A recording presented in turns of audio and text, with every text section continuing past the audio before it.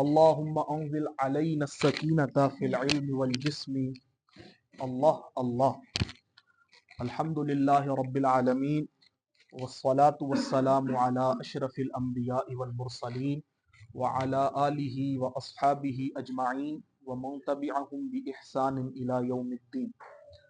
رب اشرح لي صدري ويسر لي أمري واحلل عقدة من لساني يفقهوا قولي. رب زدني علما. اللهم اکرمنی بنور الفہم واخرجنی من ظلمات الوہم.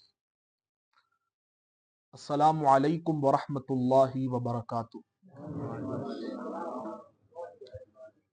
اپنی گفتگو کا آغاز کرنے سے پہلے میں آپ سب سے التماس کرتا ہوں کم از کم ایک بار سرکار نامدار حبیب پروردگار صلی اللہ علیہ وآلہ وصحبہ وسلم کی ذات با برکت پر درود و سلام کا نذرانہ پیش کریے. آئے مل کر پڑھیے، کیونکہ مل کر پڑھنا یہ قرآن و حدیث سے ثابت ہے، اور مل کر ذکر کرنے کی احادیث میں فضیلتیں آئی ہیں جو احادیث حسن یا صحیح درجے کی. مل کر پڑھیے. الصلاۃ والسلام علیک یا سیدی یا رسول اللہ وعلی آلک واصحابک یا سیدی یا حبیب اللہ.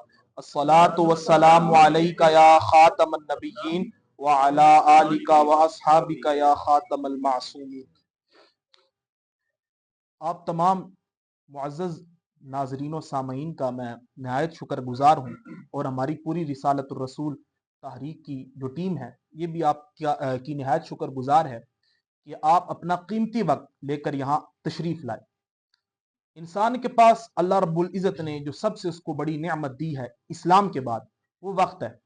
جیسے کہ ایک مقولہ ہے، ٹائم از منی. اب آپ سب اور جتنے بھی معزز ٹیچرز ہیں، ان میں خصوصاً جناب وسیم صاحب، ناصر امین صاحب، اسی طرح ہمارے پیارے ثنا خان عثمان یحییٰ صاحب، اور ہمارے سب سے بڑھ کر جنہوں نے اپنی اکیڈمی ہمیں پیش فرمائی، آصف رضا میر صاحب اور بلال صاحب، ان کا میں شکر گزار ہوں کہ یہاں پہ یہ تشریف لائے. اب آپ سب اسلام سیکھنے کے لیے آئے. اس بابت میں ایک حدیث پاک سناتا چلوں. امام ابن حبان صحیح ابن حبان میں یہ حدیث لائے. حدیث کی سند صحیح ہے، اور اس کے علاوہ بھی کئی طرق ہے جو حسن یا صحیح درجے کے. رسول اللہ صلی اللہ علیہ وسلم نے فرمایا، خاص کر آصف میر صاحب کے لیے کیونکہ انہوں نے اپنی اکیڈمی اسلام کے لیے پیش کی، فرمایا من شاب شیبۃ فی الاسلام، جس نے اپنی عمر اسلام کی خدمت میں گزار دی، چاہے تھوڑی ہو زیادہ ہو، اور اتنی گزاری کہ اس کے کچھ بال سفید ہوئے، کانت لہو نورن یوم القیامہ، یہ جو اس کی بالوں کی سفیدی ہوگی نا، یہ عمر اس نے گزاری ہے، قیامت والے دن اس کے لیے نور ہوگی. تو یہ آپ کو بڑی خوشخبری ہو کہ انشاءاللہ ہمیں امید ہے کہ اللہ تعالیٰ قیامت کے دن یہ وقت آپ کے لیے نور بنائے گا. میرے یہاں بیان کرنے کا مقصد، ہماری جو رسالت الرسول کی ٹیم نے مجھے دیا، وہ عقائد اسلام کے جو مین بلیوز ہیں آپ کے سامنے پیش کرنا ہے. یاد رہے ہم اہل السنہ ہیں، یعنی ہمارے وہ عقائد ہیں جو سب سے پہلے اللہ کا قرآن، پھر رسول اللہ کا فرمان، پھر صحابہ کرام، پھر ان سے نیچے کے جو صحابہ کی اتباع والے بزرگ ہیں جیسے تابعین ہو گئے. ہمارے عقائد وہ ہیں. ہمارے عقائد وہ ہیں جیسے کہ میں نے پچھلے درس میں بتایا کہ جو امام ائمہ نے ہمیں دیے، جیسے کہ امام اعظم ابو حنیفہ، امام شافعی، امام مالک، امام احمد بن حنبل، امام بخاری، امام مسلم وغیرہ. ہمارے وہ عقائد ہیں. کیوں؟ اگر ہم خود سے کوئی عقائد گڑھیں، یا ائمہ نے قرآن و حدیث سے عقائد نکالے، اگر ہم خود سے کوئی عقائد بتائیں تو رسول اللہ کا فرمان ہے مشکات المصابیح میں، کتاب العلم میں، یہ دوسرا چیپٹر ہے مشکات کا. رسول اللہ صلی اللہ علیہ وسلم نے فرمایا کہ جو شخص بغیر علم کے، ایک روایت میں بغیر اپنی رائے کے ساتھ قرآن میں کوئی نقطہ نکالے، عقیدہ نکالے، فرمایا وہ شخص کافر ہے. اس لیے جو بھی یہاں میں بیان کروں گا وہ اہل سنہ کے منہج پر ہوگا. پچھلے درس میں شرک اور توحید کی حقیقت جو اہل سنہ کے ہیں وہ میں نے مختصر بیان کر دی تھی، اور اگر آپ اس کو سن لیں، پچھلا ہمارا یہ درس فیس بک اور یوٹیوب پر موجود ہے، تو انشاءاللہ شرک اور توحید آپ کا کلیئر ہو جائے گا. جیسا کہ میں نے پیچھے بتایا تھا کہ حدیث میں رسول اللہ نے فرمایا، صحیحین کی حدیث ہے بخاری مسلم کی، اس طرح امام نووی نے بھی اس کو الاربعون میں لکھا ہے. رسول اللہ صلی اللہ علیہ وسلم نے فرمایا اسلام کی جو مین پلرز ہیں، مین بنیادیں، وہ 5 ہیں. پہلا ہے توحید و رسالت. توحید کے متعلق تو ہمارا ہو چکا تھا. آج جس ذات کی توحید ہے اس کے متعلق، یعنی اللہ کی ذات و صفات کے متعلق میں آپ کے سامنے کچھ پیش کروں گا. یاد رہے ہمارا عقیدہ یہ ہے کہ اللہ کی ذات ایک ہے، یعنی گاڈ صرف ایک ہے، خدا ایک ہے، اور اللہ کی ذات ہے واجب الوجود۔ یہ سمجھیے، واجب الوجود اس ذات کو کہتے ہیں کہ جس کا ہونا مست ہے۔ ہم سب تمام انبیاء یہ ممکن الوجود ہے، ہو سکتا تھا اللہ میں نہ پیدا کرتا، قادر ہے، انبیاء کو پیدا نہ کرتا، قادر ہے۔ اللہ کی ذات ہے واجب الوجود، اور کوئی ذات واجب الوجود نہیں۔ اگر کوئی مانے کہ کوئی اور ذات واجب الوجود ہے، چاہے نبی کریم کو بھی مانے، وہ شخص مشرک ہے، کافر ہے۔ اللہ کی ذات ہے واحد۔ اسی طرح اللہ تعالی قدیم ہے، قدیم سے مراد اللہ ہمیشہ سے ہے۔ اب یہاں پر ملحدین جو منکرین خدا ان کا ایک اعتراض ہے کہ اللہ اگر ہمیشہ سے ہے تو کب سے ہے، وہ وقت کیا؟ وہ ان کی بے وقوفی ہے، وہ اسلام کو سمجھے نہیں۔ ہم کہتے ہیں اللہ کے سوا تمام اشیاء مخلوق ہے، اور ٹائم بھی یہ بھی مخلوق ہے۔ تو جب ٹائم اللہ نے پیدا کیا تو اللہ ٹائم سے باہر ہے۔ اسی طرح اللہ کی ذات جو ہے ازلی، یعنی ہمیشہ رہے گی۔ جب یہ کائنات دنیا فنا ہو جائے گی اس کے بعد بھی ہمیشہ رہے گی۔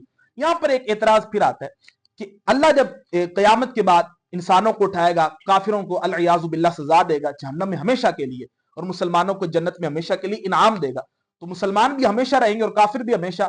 تو اب اللہ کا ہمیشہ رہنے میں اور کافر اور مسلمانوں کا ہمیشہ رہنے میں فرق کیا؟ تو فرق یہ ہے کہ اللہ ہمیشہ خود ہے، اپنی طاقت سے ہمیشہ رہے گا، اور اللہ ہمیشہ سے ہے، اللہ پہ ٹائم نہیں ہوگا، اور ہمارے پہ ٹائم لاگو ہوتا ہے، اور ہم جو اس وقت ہمیشہ رہیں گے وہ اللہ کی عطا سے رہیں گے۔ یہ فرق ہے ذاتی اور عطائی کا۔ اسی طرح یاد رہے اللہ کے علاوہ جتنی بھی چیزیں مخلوق ہے، اور مخلوق میں کوئی چیز بھی اللہ کی طرح نہیں ہے۔ پارہ نمبر 25 سورہ شورى میں یہ آیت موجود ہے، فرمایا لیس کمثلہ شیء، اللہ کی مثل، اللہ کی طرح کوئی شے نہیں، اللہ کی مثل کوئی شے نہیں۔ جو مانے گا وہ دائر اسلام سے خارج ہے، قرآن کی آیت کا انکار ہے۔ اسی طرح یہ سمجھیے کہ اللہ تعالی جسم سے پاک ہے۔ اب یہاں پر پھر اعتراض آتا ہے ایک گمراہ فرقے کی طرف سے، اگر جسم سے پاک ہے تو اللہ موجود کیسے ہے؟ اللہ کا وجود کیسے ہے؟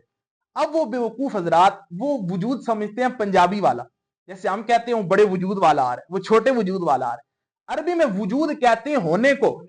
اللہ وجود ہے لیکن اللہ کا جسم نہیں ہے۔ کیوں؟ اگر جسم مانیں گے تو یہ ماننا پڑے گا کہ اللہ کسی جگہ میں، اگر اللہ کے لیے جگہ مانیں گے تو پھر وہ جگہ بھی خالق ہوئی۔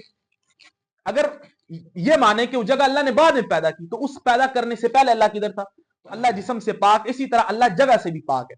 اللہ تمام مخلوق کو گھیرے ہوئے ہے اور مخلوق سے لا مقام، یعنی کوئی وہاں جگہ نہیں۔ اسی طرح اللہ ہر برائی سے پاک ہے، یعنی کوئی بھی بری چیز ہے اللہ اس سے پاک ہے۔ ہمارے بڑے علماء نے اللہ کی ذات کے متعلق تعریف کی۔ اب آپ سے کوئی پوچھے ہو از اللہ، اللہ کون ہے؟ ملحدین پوچھیں تو آپ کہیں اللہ وہ ہے کہ جس کا ہونا ضروری ہے اور جو تمام اچھی صفات کا جامع ہے، جس کے پاس تمام اچھی صفات ہے۔ اسی طرح ملحدین کا ایک اعتراض ہے اللہ کے وجود پر، اگر اللہ ہے تو نظر کیوں نہیں آتا؟ تو یہ بھی ان کا بیوقوفانہ اعتراض ہے۔ کسی چیز کا ہونا اس کے نظر آنا ضروری نہیں ہے کہ وہ ہے۔ جیسے اب آج سے 100 سال پہلے چلے جائے، ٹیکنالوجی نہیں تھی تو کیا ہمیں ایٹمز نظر آتے تھے؟ اگر کوئی بیوقوف اس وقت کرتا ہے انکار تو ہم ابھی اس کو پھر لتاڑ کے رکھ دیتے کہ تجھے پتہ ہی نہیں ہے۔ اسی طرح مثال کے طور پہ دے رہا ہوں کہ ہم نے امریکہ نہیں دیکھا، یہ فون سائڈ پہ ہٹا کے اگر ہم 100 سال پہلے ہوتے ہم نے امریکہ نہیں دیکھا تو کہتا امریکہ، ہم کہتے ہیں ہمیں نظر ہی نہیں آ رہا، تو ہے ہی نہیں۔ ہاں اللہ نظر آئے گا لیکن شرط ہے وہ ہمیں مرنا پڑے گا اور قیامت کے بعد اٹھنا پڑے گا، پھر اللہ نظر آئے گا۔ اور یہ مسلمانوں کو صرف نظر آئے گا، کافروں کو اللہ نظر نہیں آئے گا، اور اللہ اپنا دیدار کرائے گا۔ اور جو اللہ کے دیدار کا حشر میں انکار کرے کہ حشر یعنی قیامت کے بعد اللہ کا دیدار نہیں ہوگا، وہ شخص دائرہ اسلام سے خارج، اللہ کا دیدار ہوگا۔ کیوں؟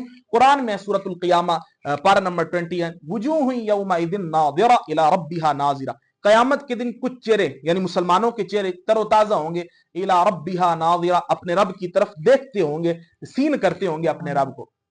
اسی طرح یہ اللہ کی ذات کے متعلق۔ اسی طرح اللہ تعالیٰ کی صفات تو بہت ہے، اس میں سے ایک ہے سمیع، اللہ سنتا ہے۔ اب پچھلی دفعہ ایمان اس طرح بصیر بھی ایک صفت، اللہ دیکھتا بھی ہے۔ اسی طرح اللہ حی ہے، یعنی ہمیشہ سے زندہ اور ہمیشہ زندہ رہے گا۔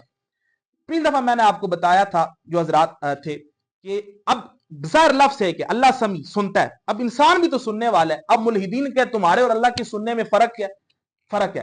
اگر جو فرق نہیں مانے گا مشرک ہے۔ کیوں؟ ہم سنتے اللہ کی طاقت سے۔ اب میں اور آپ سن سکتے ہیں اس کمرے تک، چلو کسی کی بہت زیادہ ہوئی تو گلی تک سن سکتا ہے، لیکن اللہ ہر چیز کو سنتا ہے۔ ہم اونچی آواز سن سکتے ہیں، اللہ چینٹی کی چلنے کی آواز کو بھی سنتا ہے، ٹھیک ہے؟ اسی طرح فرق ہے، اللہ جو ہم سنتے اللہ کی طاقت سنتے, اللہ کسی کی طاقت سے نہیں سنتا. اسی طرح اللہ کی اور بھی صفات ہیں. اسی طرح ایک اور ملحدین کا اعتراض ہے, اگر اللہ ہے تو یہ برائی, کرائمز, بدی ان کو روکتا کیوں نہیں؟ تو اس کا جواب یہ ہے کہ دنیا, اسلام نے سمجھا ہی نہیں ہے. اسلام یہ کہتا ہے کہ دنیا دار العمل ہے, یا اللہ تعالیٰ نے سب کو چھوٹ دے رکھی. جیسے ایک امتحان کا حال ہے, اس میں ٹیچرز کو پتا ہے کہ کون بچہ جو ہے غلط پیپر لکھ رہا ہے اور کون صحیح لکھ رہا ہے, لیکن وہ وہاں اس کو کچھ نہیں کہتے. اسی طرح اللہ نے بھی دنیا میں چھوٹ دے رکھی ہے, ایک طرح کی چھوٹ ہے انسان کو. انسان کے پاس اختیار, جیسے میرے پاس اختیار ہے, میں چاہوں تو اس فون کو دیوار کے ساتھ مار کے توڑ دوں, چاہے تو نہ توڑوں. تو اسی طرح اللہ نے دنیا میں ایک طرح کا اختیار دے رکھا. ہاں سزا و جزا ملے گی قیامت کے بعد, اور قبر میں اصل سزا و جزا قبر میں نہیں ہے بلکہ قیامت کے بعد. ہاں قبر میں عذاب ہوگا, نعمت ملے گی, لیکن اصل جو ہے وہ قیامت کے بعد ہے. تو یہ ملحدین کے کچھ اعتراضات تھے. اسی طرح یاد رہے کہ اللہ تعالیٰ جتنی بھی بری صفات ہے اللہ اس سے پاک ہے. اب اللہ ایک ہے, اس پہ ملحدین کا ایک اعتراض ابھی میرے ذہن میں ہے. ملحدین کہتے ہیں اللہ ایک کس طرح؟ تو یہاں پہ ایک تو جواب قرآن سے پہلے میں دے دیتا ہوں, کیونکہ ہم مسلمان سب سے پہلے قرآن مانتے ہیں. اللہ نے فرمایا لو کان فیہما آلہۃ الا اللہ لفسدتا, اگر زمین و آسمان میں ایک سے زیادہ خدا ہوتے تو زمین و آسمان تباہ ہو جاتے. کیوں؟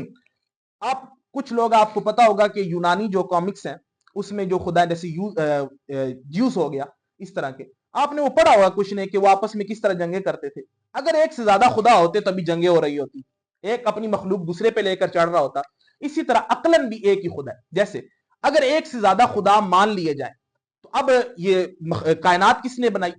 اگر سب نے مل کر بنائی, تو پھر دو صورتیں ہیں, یا سب ایک ہی ارادہ رکھتے تھے, ایک ہی جیسی چیز بنانا چاہتے تھے, تو یہ بھی محال ہے. کیوں؟ کیونکہ جب دو خدا ہیں تو دونوں قادر ہوں گے, اور جو چیز بنا رہی ہیں وہ ان میں سے کسی ایک کی محتاج ہوگی, کیونکہ جو پورا قادر ہو, پوری قدرت رکھتا ہو, تو وہ چیز صرف اسی کی محتاج ہوتی ہے. تو پھر یہ نقیضین کا اجتماع, یعنی دو جو اپوزٹ چیزیں, یہ لازم آ جائے. اگر کہیں کہ نہیں ان کے ارادے مختلف تھے تو پھر ماننا پڑے گا یہ جو آج کائنات بنی ہے یہ کسی ایک خدا کے ارادہ کے, اور دوسرا جو ہے وہ عاجز ہوگا اور خدا عاجز نہیں ہوتا. اس لیے خدا عقلاً بھی صرف ایک خدا ہے. تو یہ بس اسلامی ہمارے عقائد تھے. بحمد اللہ تعالی اللہ کی توحید اور اس کے ذات و صفات کے متعلق عقائد آج کمپلیٹ ہو گئے. انشاءاللہ اگلے جو درس میں اس میں رسالت کے متعلق, رسول اللہ کی ختم نبوت کے متعلق, اس طرح رسول اللہ کے جو معجزات ہیں, جو چیزیں ہیں ان کے متعلق. اچھا آخری پہ ایک بات, عثمان یحییٰ صاحب نے نعت میں کہا تھا ہمارا یہ عقیدہ ہے کہ رسول اللہ ہم یہاں پڑھتے ہیں سنتے ہیں. اب کچھ لوگوں کو ہوگا کہ حدیث میں تو یہ ہے کہ فرشتہ پہنچ جاتا, حدیث ہے بالکل صحیح ہے. اب خود سنتے یہ کدھر لکھا ہے؟ دلیل دیتا ہوں. جلاء الافہام جو یہ ٹولہ کہتا ہے کہ رسول اللہ خود نہیں سن سکتے, فرشتہ پہنچ جاتا ہے, ان کا امام ہے ابن تیمیہ, اس کا شاگرد ہے ابن قیم, اس کی یہ کتاب ہے. اس میں لکھتا ہے کہ رسول اللہ نے فرمایا تم جہاں کہیں بھی ہو مجھ پر درود پڑھو تو میں سنتا ہوں, اور حدیث کی سند حسن ہے.